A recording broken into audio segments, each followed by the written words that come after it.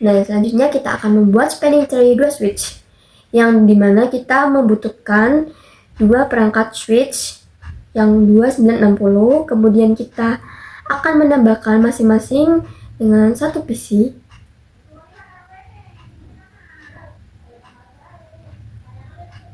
Di sini kita akan hubungkan dengan kabel. Lalu kita fast time forward terlebih dahulu.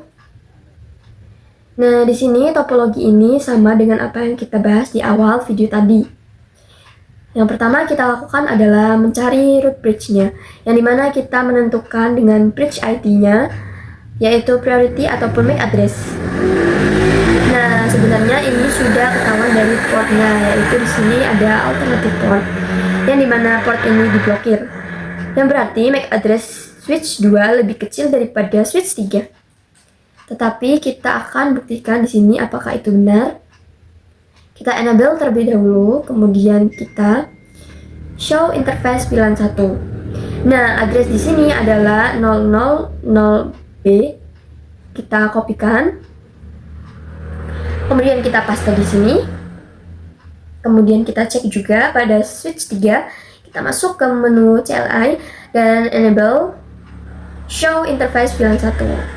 Nah, addressnya di sini adalah 0060. Kita kopikan juga. Lalu kita paste. Nah, 000B dengan 0060 lebih kecil 000B. Maka dari itu, switch 2 adalah root bridge-nya, yang berarti port FA01 dan 02 ini adalah designated port. Nah, untuk switch 3 memiliki root port dan juga alternative port. Tetapi ada aturan baru di sini, yang dimana kalau cost-nya sama, itu berarti kita tentukan alternatif portnya adalah port yang terkecil yang menang. Yang berarti port FA02 ini port yang terkecil, dan juga berarti port FA02 ini adalah tidak akan terblokir. Sedangkan port yang lebih besar dari ini akan diblokir. Tetapi aturan tersebut tidak berlaku untuk topologi 3 switch ini. Ini hanya berlaku untuk topologi 2 switch saja. FA02 merupakan alternatif portnya. Nah, kemudian kita akan belajar cara manipulasi spanning tree di topologi 2 switch ini. Contohnya, yaitu saya ingin untuk switch 2 menjadi root bridge-nya, dan untuk FA02 di switch 2 akan menjadi alternatif portnya. Tetapi untuk yang pertama kita lakukan adalah kita akan melakukan konfigurasi terang terlebih dahulu di setiap switch-nya. Kita masuk ke portnya. Di switch 3 kita juga lakukan terang tambah.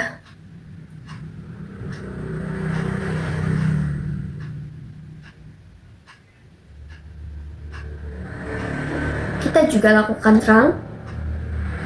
Kita fast forward terlebih dahulu. Nah, jikalau kita ingin menjadikan switch 3 menjadi root bridge, berarti kita harus memainkan priority-nya yang di sini. Karena MAC address di switch 3 lebih besar daripada switch 2, caranya kita masuk ke switch 3. Kita exit terlebih dahulu, lalu kita ketikkan spanning tree VLAN 1. Nah, yang pertama kita menggunakan priority. Tetapi di sini ada cara lain, yaitu ada perintah yang namanya root. Root ini sama saja dengan priority, tapi bedanya ini lebih simpel saja. Kemudian di sini ada pilihan lagi, yaitu primary atau secondary. Kalau primary ini berarti akan menjadi root bridge, kalau secondary berarti akan menjadi non root bridge. Karena di sini kita akan menjadikan root bridge, maka kita pilih primary. Lalu kita enter, dan kita akan coba cek to show spanning tree.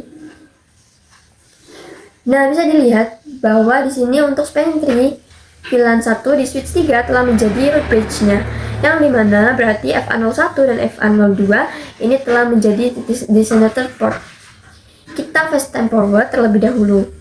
Nah, ini sudah menyala ya semuanya, dan untuk switch 2 telah menjadi non root bridge, tetapi yang diblokir adalah FA02. Padahal yang kita inginkan adalah FA01 yang diblokir. Maka caranya yaitu kita masuk ke FA01 di switch 2, kita exit terlebih dahulu. Kita masuk ke interface-nya FA01, kita ubah speed-nya menjadi 10 MB. Lalu kita enter. Nah, di sini masih loading, kita tunggu saja. Nah, selanjutnya kita akan coba cek to show spanning tree. Nah, untuk FA01 sudah menjadi alternatif port yang diblokir. Kemudian untuk FA02 sudah menjadi root port, dan ini masih listening atau masih mendengarkan atau memproses perintah yang kita lakukan tadi. Nah, setelah kita fast time forward, ini telah menjadi hijau, dan kita akan coba cek lagi. Nah, telah menjadi forward ataupun sudah menyala.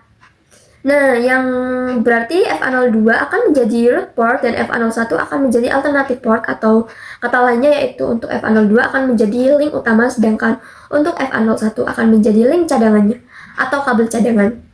Kemudian kita akan belajar mengenai spanning tree port state atau port statusnya, yang dimana ini dibagi menjadi 3 bagian. Yang pertama yaitu adalah listening yang membutuhkan waktu 15 detik. Listening sendiri artinya yaitu si portnya itu sedang mendengarkan atau sedang mengidentifikasi dari perintah spanning tree yang kita berikan. Kemudian untuk yang kedua ada learning. Learning sendiri juga membutuhkan waktu 15 detik. Nah, learning ini artinya port itu sedang mempelajari perintah yang kita berikan. Untuk spanningnya, apakah ini looping atau tidak? Nah, setelah melewati 2 tahap ini, barulah port tersebut akan masuk ke mode forwarding. Artinya, port tersebut sudah menyala menjadi hijau dan sudah siap untuk mengirimkan paket. Nah, proses listening dan learning ini membutuhkan waktu sekitar 30 detik. Kita akan coba buktikan. Misalkan saja di sini kita akan mencabut port FA03. Dan kita akan coba hubungkan lagi. Nah, kita akan coba cek di sini do show speed. Nah, di sini masih listening atau masih mengidentifikasi apakah looping atau tidak. Setelah 30 detik, port ini sudah siap digunakan untuk mengirimkan paket, yaitu artinya forwarding sudah menyala hijau kembali. Selanjutnya kita akan belajar mengenai port phase. Port phase ini artinya kita akan melewati 2 mode ini. Apabila kita mencabut kemudian menghubungkan kembali kabel ini, maka kabel ini tidak akan masuk ke mode listening dan learning terlebih dahulu, melainkan ia akan langsung melewati mode tersebut dan akan menjadi menyala dan akan menyala hijau langsung, atau akan langsung masuk ke mode forwarding. Nah, seperti yang sudah saya jelaskan tadi, sekali lagi, port phase ini hanya berlaku untuk end device. Jadi kalau end device saja atau yang terhubung ke komputer. Dan port ini hanya berefek kalau port tersebut bukanlah mode trunking. Jadi kalau port tersebut sudah masuk ke mode trunking, dia harus tetap menjalani proses listening dan juga learning. Tapi kalau ia bukan mode trunking dan terhubung ke end device, ia bisa melewati proses listening dan juga learning sendiri. Kita akan coba langsung konfigurasi di sini. Kita masuk ke switch 2, kemudian kita exit terlebih dahulu. Nah, caranya kita masuk ke interface FA03. Interface FA03, kita ketik spanning tree port phase, lalu enter. Nah, di sini sudah ada peringatan yaitu port phase dikonfigurasi. Tetapi hanya akan berlaku jika interface tersebut bukanlah mode trunking.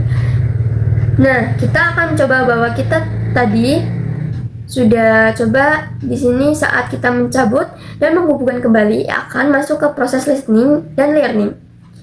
Kita akan coba kembali apakah ia sudah berhasil masuk ke mode port phase atau belum. Kita akan coba hubungkan ke FA03. Nah, kabel tersebut akan langsung menyala menjadi hijau atau sudah berhasil melewati mode listening dan juga learning. Kita akan coba.